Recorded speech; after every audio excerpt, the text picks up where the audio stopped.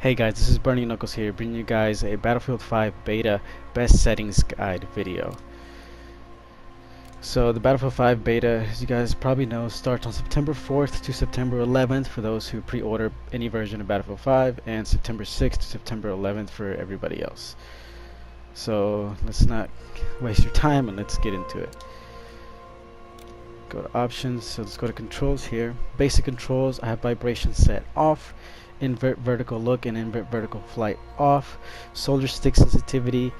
This is going to be personal to everybody. Everybody's is different, so I want you to play around and see what works best for you. Maybe try what works for you in Battlefield 1. I have mine set at 65%. That's what works for me. Vehicle stick sensitivity, also this is what works for me. I have mine set at 60. Yours may be different. So soldier sensitivity 100%, I would leave that alone. Soldier sprint, I have that set at hold. Double tap forward to sprint, I have this off. I may mess around and try and turn this on and see how it works, but for now I have it off. Soldier weapon zoom, vehicle weapon zoom, and steady scope I have all set at hold. That's personal preference as well. Moving on, we have control schemes. All of this is basically default except for my ground vehicle buttons at veteran and my air vehicle buttons at veteran. That's just what I've always ran in Battlefield games, so it works for me. Next, in advanced, this is really important. Stick aiming acceleration. You're going to want to turn this all the way down to 0. This will give you a better feel. It'll make it feel more like Battlefield 4. Now, airplane pilot control, I have this on. I'm not sure what it is. Driver vehicle control settings, I have vehicle aim relative control. I have it on. Decouple aiming from turning, I turned this on so that you can actually aim your turret without being affected as you turn the vehicle. Same as the driver and same as the passenger as well. I also turn that on. Uniform soldier aiming, I turn that on. What this does is makes it to where when you aim down the sights with any weapon, it makes the sensitivity feel the same regardless of your field of view or your zoom amount. Coefficient is at 100, leave that default. Controller left stick, I have the center dead zone at 12, the actual dead zone at 15, and max input at 100. Same for the right stick. That's just what works for me. Play around and see what works for you. Everything else on here is also at default. I wouldn't mess with any of this stuff really unless you really want to.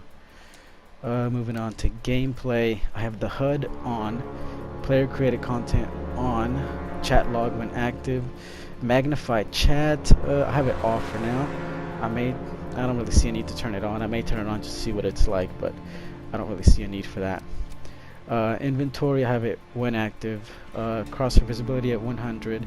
The crosshair color, this is a custom color that I like. I change this all the time. This really doesn't matter. Personal preference. Kill log is on always. The filter is all. Kill log weapon. This is really cool. They allow you to now change for the icon, the name, or the icon and the name for the weapons on the kill log. Right now I have it set to icon or name. I may change that. Don't know. Awards, vehicle seat info, critical messages, share usage data, I have all that on. Hit indicator, this is going to be really helpful for you guys if you guys do something like this. So for the hit indicator, the visibility I have set at 100. My hit color I have set to this dark blue. My headshot color is a green. That way if I see a green, I know that I got a headshot and that I only need a little body shot or something to kill the enemy. Very, very useful, especially in this game where headshots are actually matter in this game compared to BF1. My kill color is set to red. That's just what I like. Damage based shape, I have that on. Armor hit indicator, it's also a different color. I chose yellow, just something different from the rest. Minimap, this is also important. This is extremely important. This will make you don't know how this much will improve your gameplay. So changing the minimap. Opacity I have at 50. Rotate view I have it on like normal. Flight zoom radius I have it set at 250. Vehicle zoom radius at 75. On foot zoom radius I have it also set at 250. And my minimap size I increased it to 130. I may play around with this minimap size because it is square now compared to being circular in BF1. So I may change this, may go higher, not sure. Stationary weapons I turn that on. Just useful since I don't know the map yet.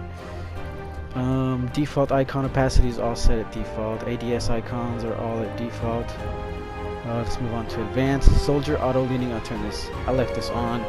Peek over also on. Parachute auto deploy. I turn this off because I want to choose when to deploy my parachute.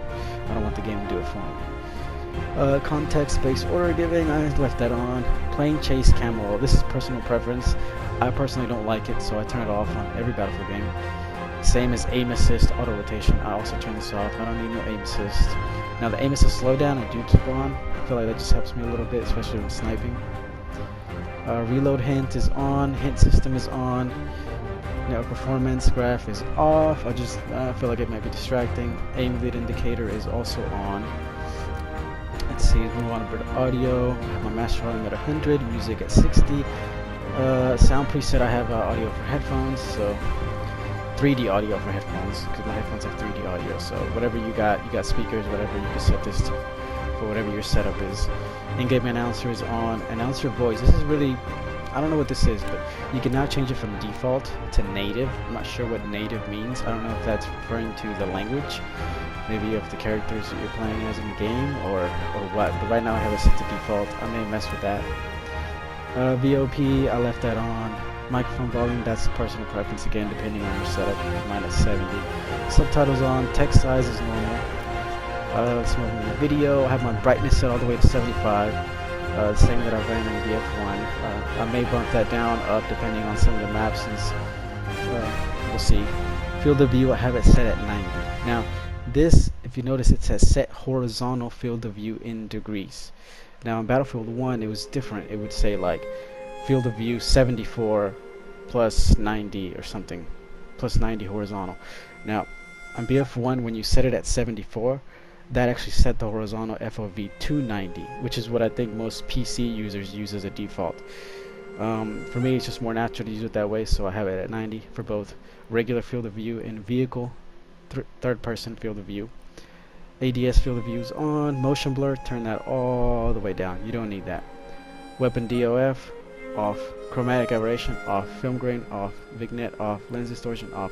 You don't need any of this stuff. It'll just get in the way of the performance of your performance in the game. Now, if you care about the best graphics and being immersed, then you might want to leave some of this off for cinematic reasons. But other than that, you don't need these. Now, these custom color settings, I have mine custom, but you can leave them at default to whatever you want. My squad color is at orange, just because I like that color. Team color at blue, enemy red, and neutral just a light blue. That's just personal preference. So yeah, that's basically the settings for my settings for Battlefield 5. I may update this, or I may put it in the comments if I change something after playing with it after a while, once I've already posted this video. But for the meantime, that's what I ran. So yeah, I hope you guys give it a try, mess around with it, and enjoy the beta. And I'll see you guys in the next one. Bye.